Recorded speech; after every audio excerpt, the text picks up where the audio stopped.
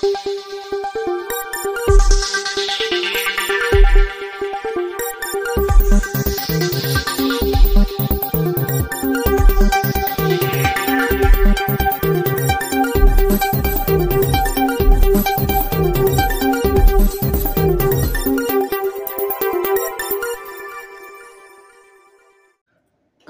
పట్టణంలో గవరపాలెం సతకంపట్లో కొలువై ఉన్న శ్రీ కనకదుర్గ అమ్మవారి ఆలయంలో శుక్రవారం దుర్గాదేవి శరణ నవరాత్రి సందర్భంగా ఆలయం దగ్గర పందిరి రాట మహోత్సవం ఘనంగా నిర్వహించారు.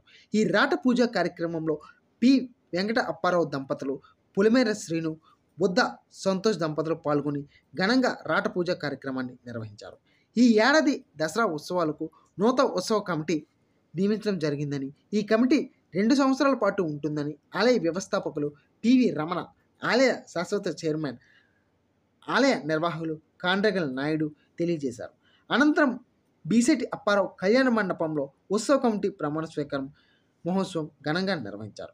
ముందుగా నూతన ఉత్సవ కమిటీ చైర్మన్గా ప్రముఖ వ్యాపారవేత్త భీమరశెట్టి వరహ నూకరాజు, ఉత్సవ కమిటీ ధర్మకర్తలుగా 9 మందిని నియమించారు.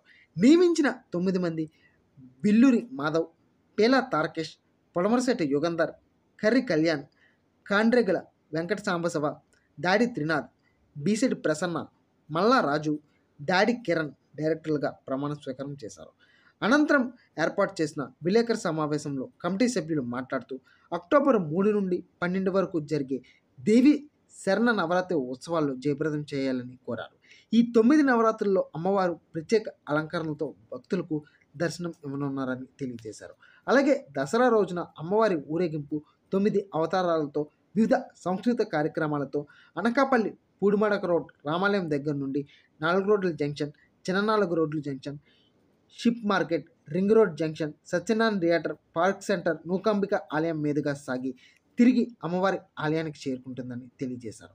అనంతరం కమిటీ సభ్యులు చేతుల మీదుగా దేవి శరణ నవరాత్రుల కరపత్రాన్ని, నాటిక కరపత్రాలను ఆవిష్కరించారు.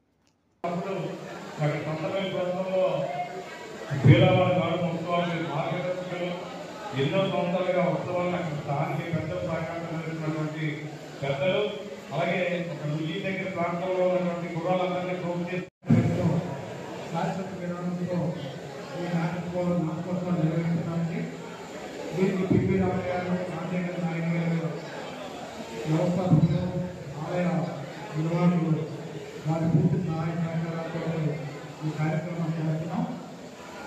గతంలో కూడా నాటికలు ఈ విలేకరులందరూ కూడా ఎంతో ప్రాధాన్యత ఇచ్చి చాలా మంచి వార్తలు రాసి ప్రాక్టికల్ విషయంగా ఆకర్షించుకునేట్టుగా చేశారు. అలా చేసినందుకు వారికి సభాపతిగా ధన్యవాదాలు. కమిటీలో ఉన్నటువంటి మరి చైర్మన్ గారికి, మా వ్యవహారానికి, అలాగే మన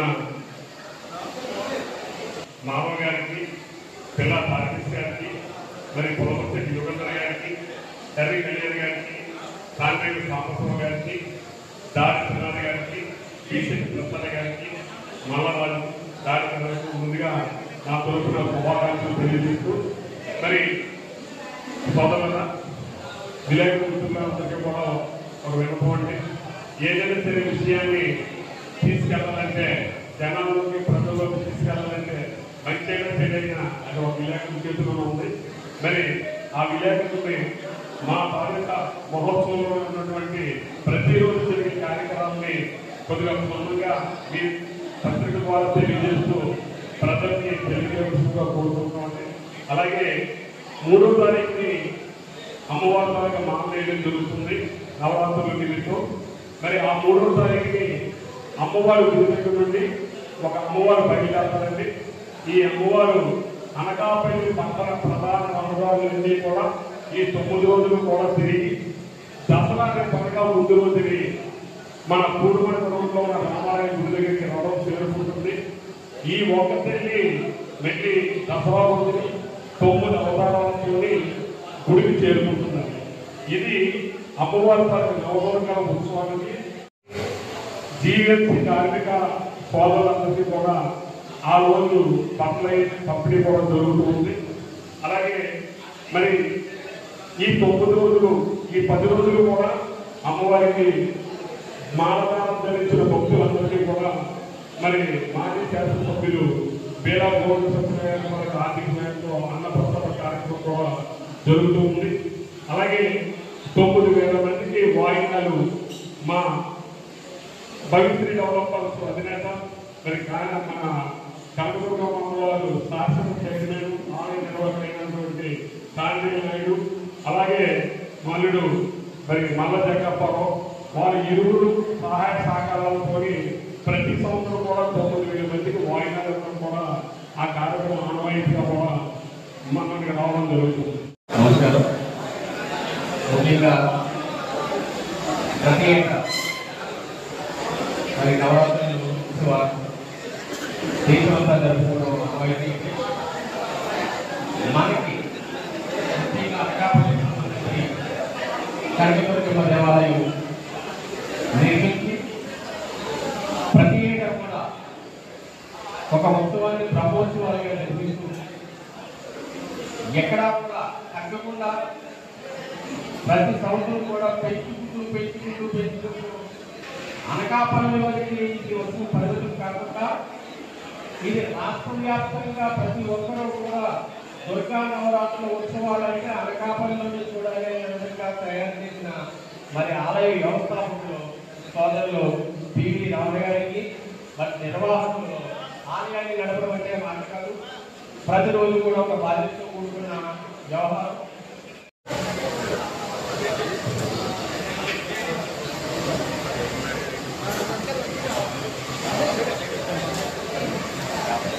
అలాగే మెయిన్ ఏదైతే అతి ఘనంగా నిర్వహిస్తున్నాం